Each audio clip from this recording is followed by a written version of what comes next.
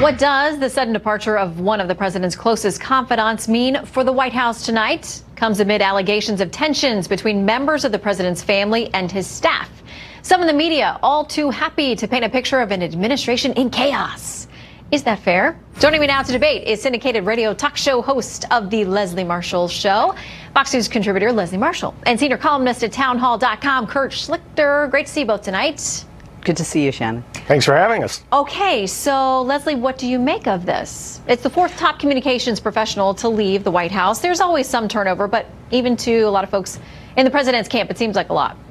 Well, you know, Donald Trump said that he was like Ronald Reagan, and this is one way he is, because Ronald Reagan's the only one that's had more turnover with communications directors. But honestly, my sources in Washington tell me this was about 6 months in the making for Hope Hicks. But the perception, Shannon, I think, among the Americans is that, you know, hey, she talked about white lies. You know, yesterday she was sitting there for 9 hours giving information, and now she's gone, even if that's not the truth. And it does have the appearance that this is with a lot of turnover, an administration in chaos, and that's not good, coupling that with the president's latest lower approval ratings. Well, and to that point, here's what Scott Dworkin, who is the coalition, the Dem Coalition founder, he says he's a member of the resistance. He's a lefty. Here's what he says. No one in their right mind would ever resign as communications director of the White House after months on the job. And to, quote, pursue other opportunities, give me a break. Hope Hicks is probably running straight to Mueller's office so she can be a witness, not a suspect. Hashtag Trump colluded. Kurt? Oh, enough of this collusion delusion. Look, Hope Hicks has been helping Donald Trump for years. It's exhausting just reading his tweets every day. Imagine having that as your entire life. She's a 29-year-old woman. She's got great talent. She's got a great resume, and she's got great potential to really do something else. She's probably exhausted and just moving on. You know, I think Leslie's right. I think this has been going on, but I have to disagree with Leslie.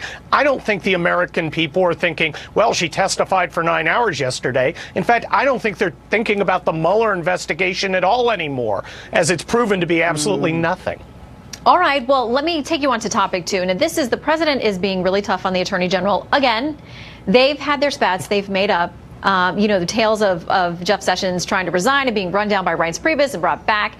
So we told you about the president's tweet where he says, I don't like the way he's doing the FISA investigation. He needs to not use the Obama-appointed inspector general.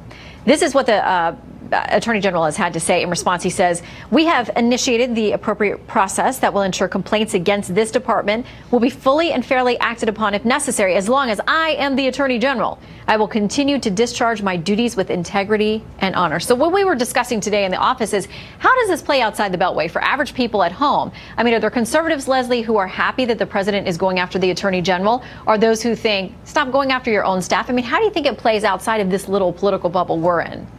Well, I've heard from Republicans that they want the president to stop attacking, and it would seem they're more in Jeff Sessions' camps, whether it's Trey Gowdy or on our own network here, Fox News contributor and former Congressman Jason Chaffetz, who said it's embarrassing. And I would even go further to say this is juvenile. Jeff Sessions pledged his allegiance to the Constitution, not to Donald Trump. And Donald Trump needs, as president, to be presidential and to have confidence in the man that he appointed for the job. And quite frankly, Jeff Sessions, I may not like the pick and I may not like everything he does, but he is doing his job. And again, he's got to let the man do that. And Kurt, my Twitter feed is split over this. Some of them are like, yeah, you know, Mr. President, go after him. He's not getting the job done. And others are saying, this man's a public servant. This is methodical. This is what you have to do. You got to let him do his job. Oh, you know, Jeff Sessions is a tough guy. He can take it. And tomorrow you get to ask him all about some of the questions that have frustrated so many of, some of us conservatives are very, very frustrated by Jeff Sessions. This Mueller thing keeps going on, and it keeps coming up zero. And then now when we have a real crime, a real problem, he seems to just kind of toss it over to somebody who may not be eager to get to the bottom of it. Conservatives are frustrated. Donald Trump is frustrated. We'd like to get through this. We want to get it done so we can start doing the important things we need to do. We have infrastructure we do. We have to get teachers and teachers armed and schools secured. We need to protect our students. There's a lot of things we have to do. We have to continue the buildup of our military. We don't have time time for this nonsense, and Jeff Sessions doesn't seem to be trying to push through and get it done. All right. It's just frustration. I know where to put you down on this then, Kurt. I can see Leslie shaking her head, but we're out of time. Kurt and Leslie, thank you very much. Great to have both of you tonight. Thank you, Shannon.